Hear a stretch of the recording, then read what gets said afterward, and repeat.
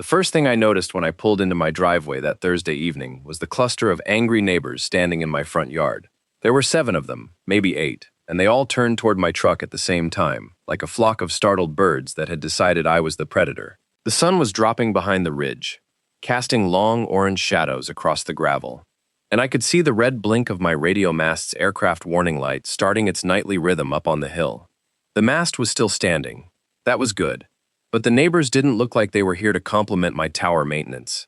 A woman I recognized as Linda Hartwell from 3 streets over was holding her iPad up like a protest sign, the screen glowing with what looked like a Wi-Fi settings page. Her mouth was already moving before I even opened my truck door. "There he is," she said, loud enough for everyone to hear. "Mr. Communications Expert, you want to explain why my internet has been down for 6 hours?" I stepped out of the truck slowly, keys still in my hand, and closed the door with a soft click. I counted the faces. Linda, Tom Mercer from the corner house, a younger couple I didn't know, probably new renters, an older man in a golf shirt who looked like he'd been dragged away from dinner, and standing slightly behind the group, arms crossed, with the unmistakable expression of someone who had orchestrated this whole ambush but wanted to look like a concerned bystander, was Karen Whitfield, HOA president, self-appointed technology visionary, and the woman who, I would soon discover, had made a very expensive mistake involving my radio mast. "My internet is fine," I said calmly. "I don't use the HOA's service." Linda's face flushed. "The community internet. The free upgrade. The one that runs through your tower. Everyone knows it's your tower. You shut it off during the storm last night, and now nobody can work." Tom Mercer stepped forward, jabbing a finger toward the hill behind my property. "I had a client presentation at 4 o'clock. Lost the connection right in the middle of a screen share. You know how that makes me look?" I looked past them, up at the mast. It was 110 feet of galvanized steel, guyed at 3 levels, with a small equipment shed at the base. I'd built it 12 years ago when I was still doing communications contracting for the county. It was permitted, inspected, and registered with the FCC. Every bolt, every cable, every ground rod was mine. And right now, about 80 feet up, I could see something that hadn't been there the last time I'd done a climb inspection. 3 small rectangular boxes, each about the size of a shoebox, mounted to the mast legs with what looked like heavy-duty zip ties and hose clamps. They had little antennae sticking out, and a single black cable snaking down the mast and disappearing into the brush at the base. Wi-Fi repeaters. Commercial grade from the look of them. And I had not put them there. I turned back to the group, and I let the silence stretch for a moment.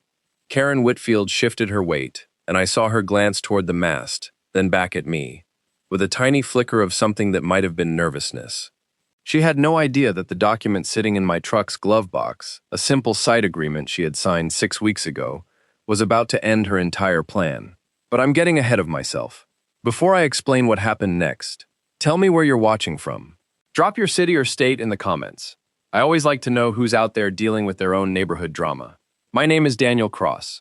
I'm 47 years old, and I've spent most of my adult life working with radio frequencies, microwave links, and communications infrastructure. I started as a field tech for a regional telecom company right out of high school, spent 15 years climbing towers and troubleshooting signal paths, and eventually moved into systems design for the county's emergency services network. I retired early, sort of, after a back injury made tower climbs more painful than they were worth. And now, I do occasional consulting work from home. The property where I live is a 5-acre parcel on the eastern edge of a subdivision called Ridgeview Estates. When I bought the land 22 years ago, the subdivision didn't exist. It was just open scrub oak and manzanita, with a seasonal creek running along the northern boundary, and a rocky hill rising about 300 feet behind the buildable area. I bought the land because of that hill. It was the highest point for miles, with a clear line of sight to the county's emergency communications hub, 12 miles west. I built a small house first, then the mast, then the equipment shed. For years, I ran a small wireless internet service for the rural properties further out, the ones the cable companies wouldn't touch. It wasn't a huge moneymaker, but it paid for the equipment and gave me something to do. When Ridgeview Estates was developed 10 years ago, the HOA was formed as part of the developer's master plan. I wasn't part of it. My property predated the subdivision, and I had specifically opted out of the HOA during the development negotiations. I had a letter from the developer's attorney confirming that my parcel was not subject to any covenants, conditions, or restrictions. I kept that letter in a fireproof safe in my office, along with my deed, my FCC license, my tower permit, and every other piece of paper that defined what I owned and what I didn't. The Mast was my retirement project in a way. My late wife Elena had helped me pour the concrete for the base anchors. She'd been gone for 6 years now, taken by a fast-moving cancer that gave us 8 months from diagnosis to goodbye. And every time I looked at that tower, I remembered her in work gloves and a sun hat, laughing at how seriously I took the level measurements. It has to be perfect, I'd told her. If it's off by even a degree, the whole thing leans. She'd patted my cheek and said, "Like you, Danny. Off by a degree, but still standing." That tower was more than steel to me. It was the last big thing we built together. So when I saw those Wi-Fi repeaters zip-tied to my mast legs, something cold and hard settled into my chest. I didn't raise my voice at the neighbors. I didn't argue. I just looked at Linda's iPad, then at Tom's red face, then at Karen Whitfield's carefully neutral expression, and I said, I didn't install any Wi-Fi equipment on my mast. I didn't authorize anyone to install anything, and I didn't shut anything off. But I'm going to find out what's going on, and I'll let you all know what I learn. Linda blinked. You didn't install it? But Karen said the HOA worked with you on the community internet project. She said you were the technical consultant. I turned to look at Karen. She was already stepping forward, her hands coming up in a placating gesture that she'd probably practiced in front of a mirror. Daniel, I was going to discuss this with you, she said, her voice smooth and practiced. The tech committee voted to move forward with the community Wi-Fi upgrade, and your mast was the obvious choice for the relay point. It's the highest structure in the area. We had a professional installer do the work. Everything is up to code. The community is benefiting. I assumed you'd be supportive. She said assumed the way other people say decided. I didn't respond immediately.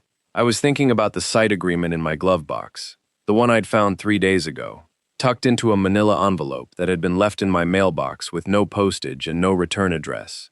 The one that bore Karen Whitfield's signature, dated 6 weeks ago, authorizing a company called Peak Link Communications to install and maintain wireless networking equipment on a structure identified as Ridgeview Estates HOA Communications Tower, Parcel 47B. There were several problems with that agreement. First, my mast was not on Parcel 47B. Parcel 47B was a tiny sliver of HOA common area down by the retention pond, where the HOA kept a flagpole and a bench. Second, my mast was not an HOA communications tower. It was my privately owned, privately permitted, privately maintained radio mast on my privately owned land. And third, Karen Whitfield had no authority to sign a site agreement for my property. None whatsoever. But I didn't say any of that. Not yet. I'll look into it, I said. Give me a day or two. The neighbors grumbled, but they dispersed. Linda shot me one last glare over her shoulder as she walked back toward the subdivision. Tom Mercer muttered something about lost revenue and unprofessional. Karen lingered for a moment, her smile fixed in place like a sticker on a car window. I'm sure we can work this out amicably, she said. The community really appreciates your contribution. I haven't contributed anything, I said. Not yet. Her smile flickered, just for a second, and then she turned and walked away. I stood in my driveway for a long time after they left, watching the red light blink on top of my mast. The storm the night before had been a good one, heavy rain and wind gusts up to 40 miles an hour. It was entirely possible that the Wi-Fi repeaters had been damaged or knocked offline. It was also possible that the installer had done a lousy job, and the equipment had failed on its own. Either way, I had a problem. Someone had trespassed on my property, climbed my mast, and attached equipment without my knowledge or consent. And the HOA president had signed a legal document claiming authority she didn't have. I went inside, made a pot of coffee, and opened the folder where I kept all my property documents. The folder was thick, worn at the edges, with a faded label that said Mast in Elena's handwriting. She'd labeled all my project folders when we first moved in, teasing me about my need to organize everything. You're the only person I know who files his coffee receipts, she'd said. It's called being prepared, I'd replied. It's called being obsessive. Same thing. I pulled out the tower permit first, issued by the county planning department, dated 14 years ago, with my name and parcel number clearly printed. Then the FCC registration, the the structural engineering report, the inspection certificates. Then the letter from the developer's attorney, confirming my property's exemption from HOA covenants. Then the deed, with the legal description of my 5 acres, including the hill and the mast site. Everything was in order. Everything was mine. I sat at my kitchen table, drinking coffee and reading through the documents, and I felt that cold thing in my chest start to warm up. Not with anger, with something closer to anticipation. Karen Whitfield had made a mistake, a big one, and she had no idea. The next morning, I drove to the county recorder's office. It's a low brick building on the east side of town, with a parking lot that always smells like hot asphalt and a front desk clerk who's been there so long she probably remembers when deeds were handwritten. Her name is Margaret, and she's helped me with property research a dozen times over the years. "Daniel Cross," she said when I walked in. "Haven't seen you in a while. What are you digging up today?" "I need to look at the HOA filings for Ridgeview Estates," I said. "Covenants, plat maps, any recorded easements, and I need a copy of the site agreement for a company called PeakLink Communications." Margaret raised an eyebrow. "Site agreement? Those aren't usually recorded, unless there's a lease involved." "This one might be," I said. "Or it might not be. That's what I need to find out." She nodded and disappeared into the back, returning 15 minutes later with a stack of documents. I spent the next 2 hours at a small table in the corner of the recorder's office, going through every page. The Ridgeview Estates covenants were straightforward. They covered things like fence heights, paint colors, landscaping requirements, and parking restrictions. They did not mention communications towers. They did not mention radio masts. They did not grant the HOA any authority over structures on private property that predated the subdivision. The plat maps showed my parcel clearly, with the hill marked as an elevation contour and the mast site indicated by a small triangle symbol. The HOA common areas were separate, clustered around the entrance, the retention pond, and a small park near the center of the subdivision. None of them included my hill, and the site agreement for PeakLink Communications was not recorded, not anywhere. I checked twice. Margaret checked once more, just to be sure. "If it's not recorded, it's not in our system," she said. "Doesn't mean it doesn't exist. Just means nobody filed it." "Can you check one more thing for me?" I asked. "Parcel 47B. I want to see the legal description and any recorded uses." Margaret pulled up the parcel on her computer. Parcel 47B was 0.3 acres, located at the southwest corner of the subdivision, adjacent to the retention pond. It was classified as HOA Common Area. The only structure on it was a 20-foot flagpole installed in 2016. There was no communications tower, there was no equipment shed, there was no mention of PeakLink Communications. I made copies of everything. I paid the fees. I put the copies in a new folder, labeled it HOA Site Agreement Research, and drove home. That afternoon, I called an old colleague named Mike Tran. Mike and I had worked together at the county for years before he went into private practice as a telecommunications attorney. He specialized in tower leases, site agreements, and FCC compliance. If anyone could tell me how badly Karen Whitfield had screwed up, it was Mike. "Danny," he said when he picked up, "how's the back?" "Stiff," I said, "but that's not why I'm calling. I've got a situation with my mast." I explained the whole thing. The Wi-Fi repeaters, the angry neighbors, Karen's announcement, the site agreement with her signature. Mike listened without interrupting, which was one of the things I'd always appreciated about him. When I finished, there was a long pause. "Let me make sure I understand," he said. "The HOA president signed a site agreement with a third-party contractor, authorizing them to install equipment on a structure she doesn't own, on land she has no authority over, using a parcel number that doesn't match the actual location? That's about the size of it." Another pause. Then Mike laughed. It wasn't a mean laugh. It was the laugh of a professional who had just been handed a case so straightforward it was almost boring. "Danny, that agreement is worthless. It's not just unenforceable, it's fraudulent." She represented herself as having authority she didn't have. The contractor relied on that representation. If they installed equipment based on a fraudulent site agreement, they're on the hook for trespassing, property damage, and probably a few FCC violations depending on how the equipment is configured. "What about the HOA?" I asked. "The HOA isn't a party to the agreement if she signed in her personal capacity. But if she signed as HOA president, and the HOA board didn't authorize it, she's personally liable. And if the board did authorize it without verifying ownership, the HOA itself could be liable." Either way, you've got them. I sat back in my chair and looked out the window at the mast. The red light was still blinking. The Wi-Fi repeaters were still up there, probably still offline, still zip-tied to my steel. What do you recommend? I asked. Document everything. Take photos of the equipment, get a statement from the contractor if you can, and don't tip your hand until you're ready. Let them dig the hole deeper. They've already dug it pretty deep. Then let them keep digging. The deeper the hole, the harder it is to climb out. I thanked Mike and hung up. Then I went outside, climbed into my truck, and drove to the base of the hill. There's a service road that winds up the backside, just wide enough for a small vehicle. I parked at the equipment shed and walked around to the mast base. Up close, the installation was even sloppier than it had looked from the ground. The Wi-Fi repeaters were consumer-grade units, not the commercial models I'd assumed. They were weatherproof, sort of. But the cable connections were wrapped in electrical tape instead of proper weather-sealing boots.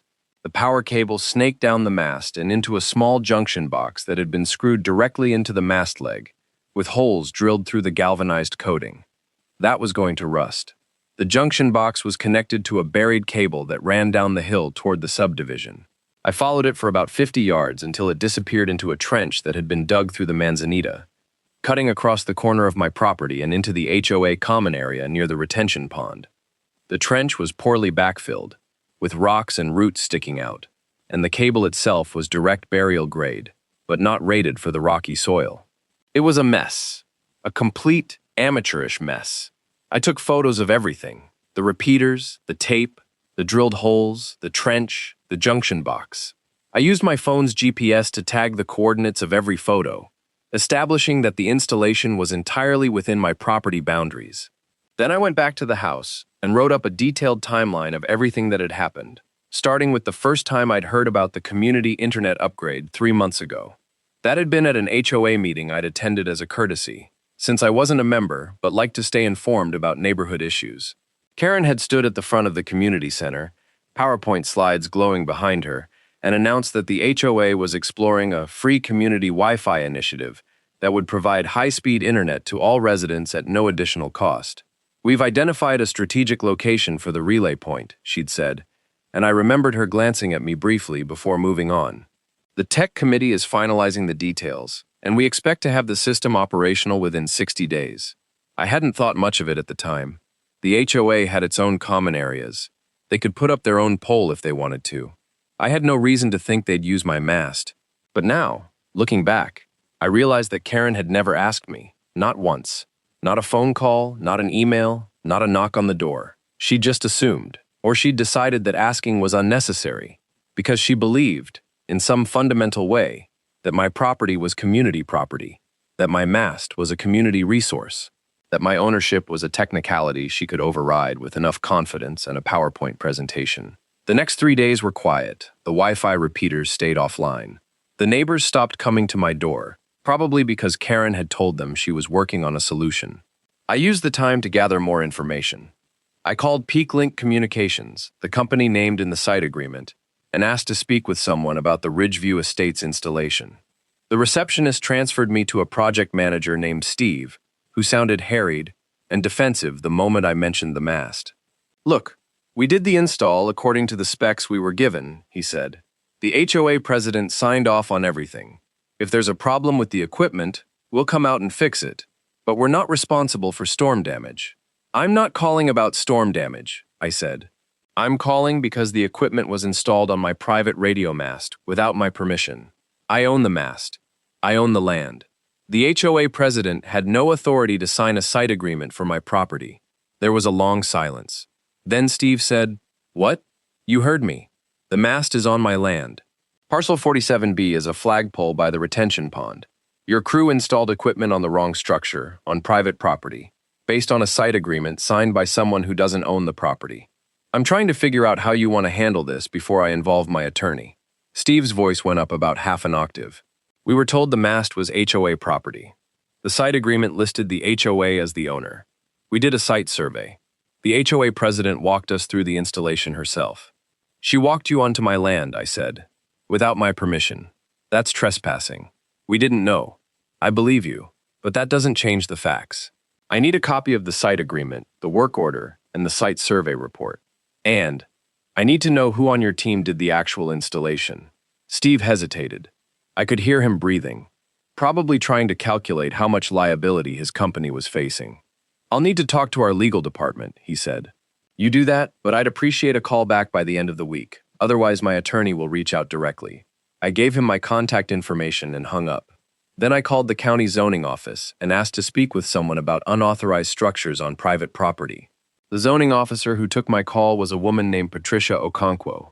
She had a calm, measured voice and the kind of patient professionalism that comes from years of dealing with property disputes.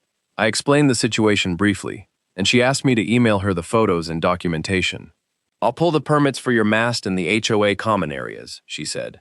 If the equipment was installed without a permit, that's a separate violation.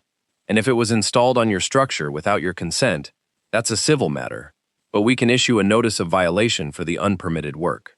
I'd appreciate that, I said. I'm trying to resolve this without making it a bigger deal than it needs to be. But I want everything documented. He's smart, she said. I'll get back to you by tomorrow. That evening, I sat on my porch with a cup of coffee and watched the sunset paint the mast in shades of gold and orange.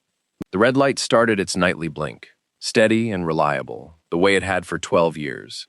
I thought about Elena, about the day we'd poured the concrete, about the way she'd written Mast on the folder in her neat, looping handwriting. I thought about all the years I'd spent maintaining that tower, checking the guy wires, replacing the beacon, keeping the grounding system in good condition. It was mine, not just legally, but in every way that mattered, and Karen Whitfield had treated it like a utility pole. The folder was getting thicker. I'd added the photos, the timeline, the notes from my calls with Mike and Steve and Patricia. I'd printed out the county records, the plat maps, the covenant documents.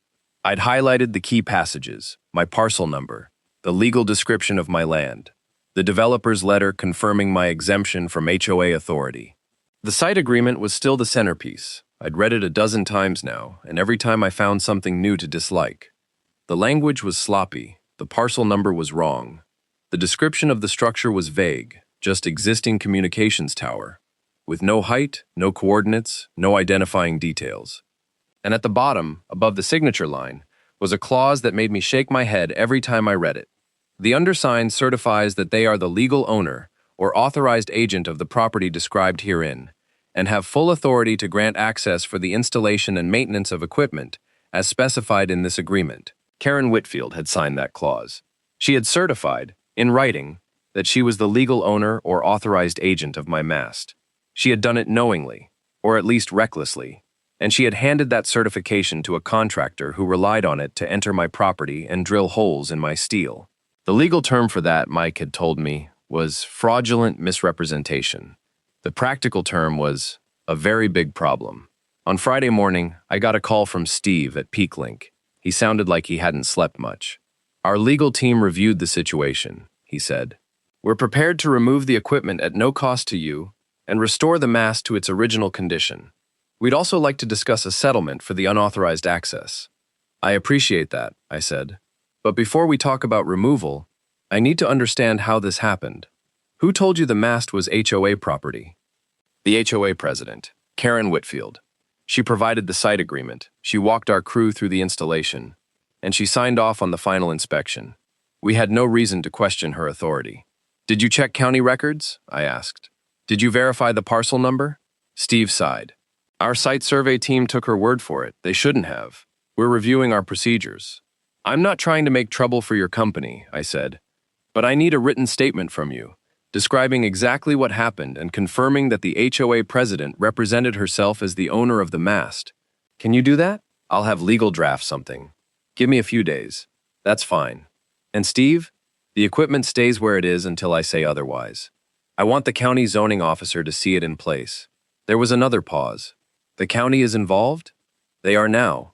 I could almost hear him wincing. Understood. We'll cooperate fully. That afternoon, Patricia Okonkwo from the zoning office called me back. I reviewed the permits, she said. Your mast is properly permitted and has been since construction. The HOA has no permits for any communications equipment on any of their common areas. The installation on your mast was done without a permit, without an inspection, and without the property owner's consent. I'm issuing a notice of violation to the HOA and to PeakLink Communications. They'll have 30 days to remove the equipment and restore the site, or they'll face fines. What about the site agreement? I asked. That's a civil matter between you, the HOA, and the contractor. But from a zoning perspective, the installation is illegal, period. I thanked her and hung up. Then I made one more call, this time to the Ridgeview Estates HOA management company. I asked to be placed on the agenda for the next board meeting, which was scheduled for the following Tuesday. What's the topic? The management company representative asked. Unauthorized use of private property, I said, and fraudulent misrepresentation by a board officer. There was a pause. I'll put you down for 15 minutes. I'll need 30. Another pause. I'll see what I can do. The weekend passed slowly. I spent Saturday doing routine maintenance on the mast, checking the guy wire tensions and the grounding system. I didn't touch the Wi-Fi repeaters. I wanted them exactly where they were, exactly as they were, for the board meeting.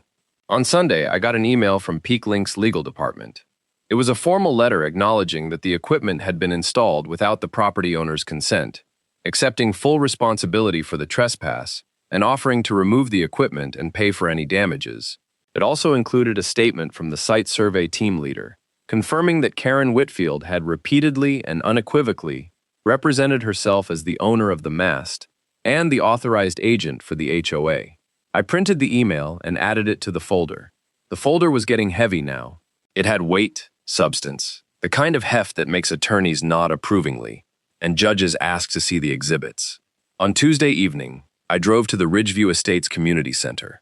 The parking lot was fuller than usual, probably because word had gotten around that something was happening with the community internet project. I parked near the back, tucked the folder under my arm, and walked inside. The community center was a large rectangular room with folding chairs arranged in rows, a podium at the front, and a long table where the board members sat facing the audience. Karen Whitfield was already at the table, dressed in a crisp blue blazer, her hair perfectly styled, her expression calm and professional. Next to her sat the other board members, a retired accountant named Frank, a real estate agent named Cheryl, and a young guy named Marcus who ran a landscaping business, and mostly just nodded along with whatever Karen said. The audience was about 30 people, including Linda Hartwell with her iPad, Tom Mercer with his laptop bag, and the young couple I'd seen in my yard the week before. There were also some faces I didn't recognize, probably residents who'd been lured by the promise of free internet, and were now wondering why it didn't work. I took a seat in the back row and waited. The meeting started with the usual agenda items. Minutes from the last meeting, treasurer's report, landscaping updates. Then Karen stood up and moved to the Community Internet Initiative item.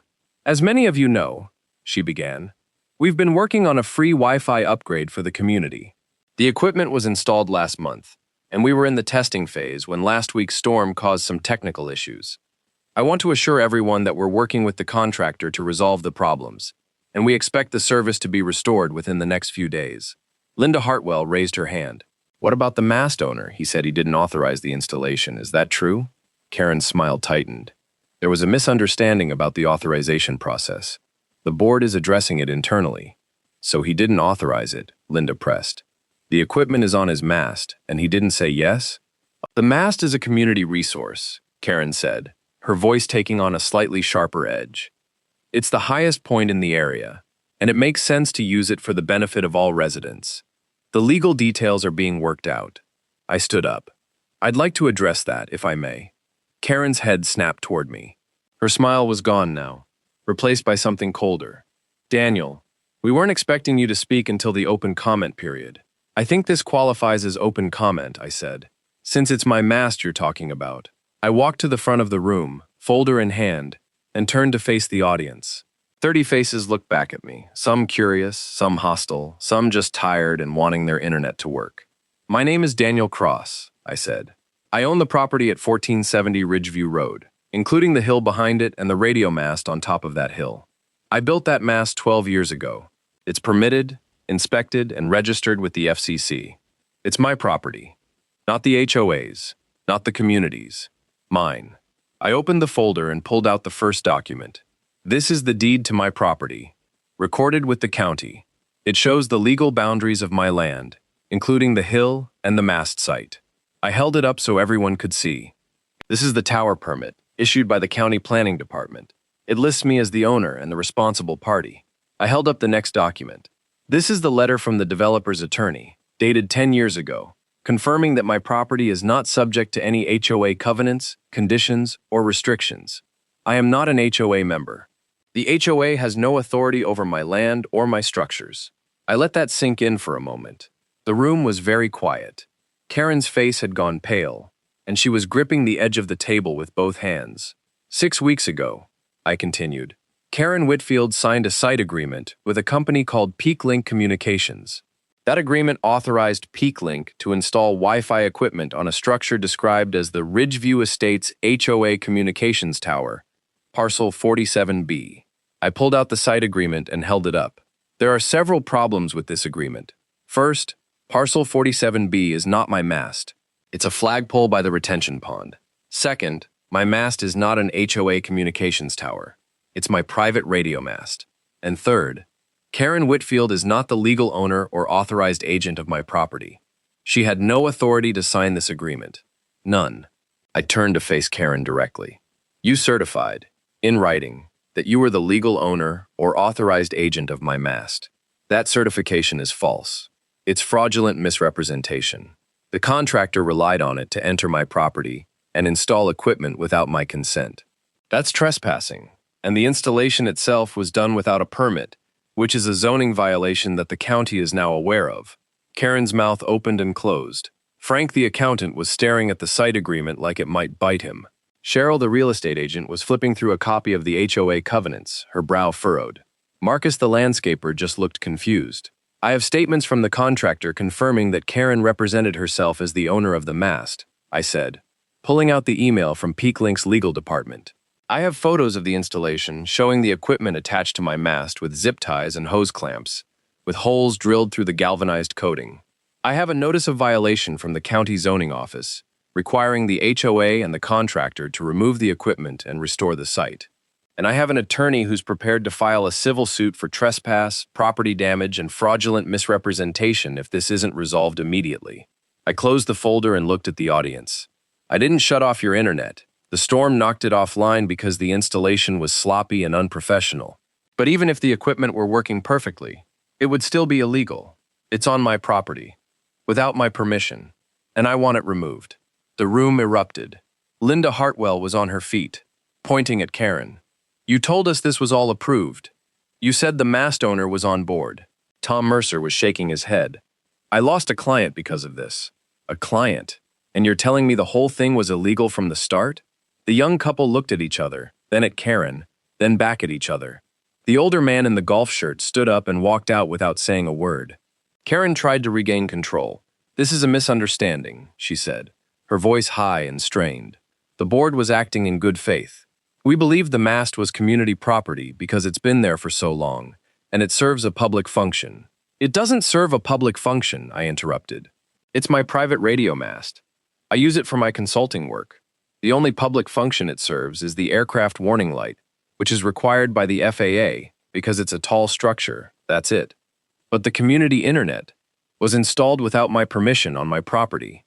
There's no misunderstanding about that. You signed a document claiming to own something you don't own. That's not a misunderstanding, that's a lie. Frank the accountant cleared his throat. Karen, did you or did you not tell the board that you had secured the necessary permissions for the mast installation? Karen's face was now the color of old milk. The tech committee handled the details. I was under the impression that, did you or did you not sign a site agreement claiming to be the owner of Mr. Cross's mast? Frank pressed. I signed the agreement on behalf of the HOA, Karen said weakly. But the agreement doesn't say on behalf of the HOA, I said. It says you certify that you are the legal owner or authorized agent. You're not. You never were. And the HOA isn't either. Cheryl, the real estate agent, looked up from the covenants. He's right. The covenants don't give us any authority over properties that predate the subdivision. Mr. Cross's land is explicitly excluded. We have no legal standing here. Marcus finally spoke up. So what do? We remove the equipment, Frank said. We pay for any damages. And we hope Mr. Cross doesn't sue us. I'm not interested in suing the HOA, I said. I'm interested in making sure this never happens again. The equipment comes down, the mast gets repaired, and the board acknowledges, in writing, that my property is not subject to HOA authority, and never will be. That's reasonable, Frank said. It's not reasonable, Karen burst out. That mast is the only viable location for the community Wi-Fi. If we can't use it, the whole project falls apart. We've already spent the budget on the equipment and installation. We can't just— You can, I said. And you will. Because if you don't, I'll file suit against you personally, Karen. Not the HOA. You, for fraudulent misrepresentation. And I'll win. The room went silent again. Karen stared at me, and for the first time, I saw something other than confidence in her expression. It was fear. Real, genuine fear. She'd built her whole HOA presidency on being the person who got things done, who made things happen, who brought the community together. And now she was facing the possibility of personal liability for a decision she'd made without checking the most basic facts. I'll need to consult with an attorney, she said quietly. You should have done that 6 weeks ago, I replied. The meeting ended shortly after that. Frank took over as acting chair and promised to address the situation at an emergency board session the following week. The residents filed out, many of them shooting dark looks at Karen, who remained seated at the table, staring at the site agreement like it was a snake that had bitten her. I walked out to my truck, folder under my arm, and drove home. The red light on the mast was blinking steadily in the darkness. The Wi-Fi repeaters were still up there, dark and silent, zip-tied to my steel. But not for much longer. The aftermath unfolded over the next several weeks. PeakLink Communications sent a crew to remove the equipment, and this time, they asked for my permission before setting foot on my property. I walked them through the removal, pointing out the drilled holes and the damaged galvanizing, and they took photos and notes for their insurance claim. The crew chief, a guy named Javier, shook his head when he saw the installation up close. Whoever did this had no business on a tower, he said. Zip ties on a 100-foot mast? In this wind? These things were one good gust away from falling off and hitting someone. That's what happens when you hire the lowest bidder, I said. We weren't the lowest bidder, Javier said. We were the only bidder. The HOA president called us directly, said it was an emergency install for a community project. We rushed it because she said the residents were waiting. She was in a hurry to get it done before anyone asked questions. Yeah, well, now we're eating the cost of the removal and the repairs. Legal says we might go after her for reimbursement. Good luck with that. The repairs to the mast took 2 days. Javier's crew filled the drilled holes with cold galvanizing compound, replaced the damaged section of cable tray, and removed the buried power line that had been trenched across my property. They also graded the trench and reseeded the area with native grass, which was more than I'd expected. The county zoning office closed the violation notice after confirming the equipment had been removed and the site restored. Patricia Okonkwo sent me a brief email. Case closed. Let us know if there are any further issues. The HOA held its emergency board session, and Frank called me afterward to let me know the outcome. Karen resigned, he said.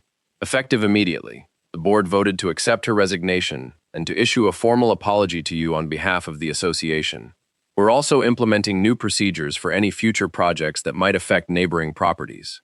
What about the community internet project? I asked. Canceled.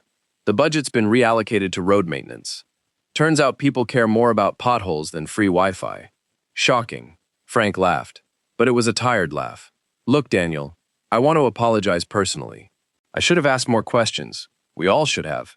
Karen was very persuasive, and we trusted her to handle the details. That was a mistake. It was, I said. But I appreciate the apology. If there's anything else we can do, just leave my mast alone. That's all I want. Done. The residents of Ridgeview Estates went back to their regular internet service, which was provided by a cable company that had been serving the area for years. The free community Wi-Fi became a punchline, a story people told at neighborhood barbecues about the time the HOA tried to steal a radio mast and ended up with nothing but a bill and a resignation. Linda Hartwell stopped me in the grocery store a few weeks later and apologized for the confrontation in my yard. I didn't know the whole story, she said. Karen made it sound like you were being difficult for no reason. Karen made a lot of things sound like a lot of things, I said. That was kind of her specialty. Tom Mercer sent me an email, surprisingly gracious, thanking me for clearing up the situation and apologizing for his outburst. I was stressed about the client, he wrote. Doesn't excuse it, but I wanted you to know I'm not usually that guy. I wrote back, we all have bad days, no hard feelings. And then, gradually, life returned to normal. The mast stood on the hill, red light blinking, guy wires humming in the wind. I did my consulting work, talked to Mike Tran about a possible tower lease for a regional internet provider that was expanding into the area, and spent my evenings on the porch with a cup of coffee, watching the sunset. One evening, about 2 months after the board meeting, I was going through some old boxes in the equipment shed when I found a photograph I hadn't seen in years. It was Elena, standing at the base of the mast, holding a wrench and grinning at the camera. She was wearing a faded blue work shirt and a pair of my gloves, which were too big for her hands. On the back of the photo, in her handwriting, was a single line, "Danny's Tower, Day 1. I sat there for a long time, holding that photograph, remembering the sound of her laugh, and the way she'd insisted on tightening every bolt herself, even though I'd offered to do it. "It's our tower," she'd said. "Not yours, ours." And she was right. It was ours. It still was. And nobody, not Karen Whitfield, not the HOA, not 100 angry neighbors with iPads, was going to take that away. I put the photograph in the folder, next to the deed and the permits and the site agreement with Karen's signature. The folder was full now, almost too thick to close, but I didn't mind. Every document in there was a piece of the story. A story about a man, a mast, and a woman who thought she could steal the sky. She couldn't. And now everyone knew it. The red light blinked on. The coffee was still warm. The mast was still standing. And I was still here, on my land, under my sky, with my documents in order and my wife's memory close. Some things, it turns out, are worth fighting for, even if the fight is just a matter of paperwork, patience, and knowing exactly what you own.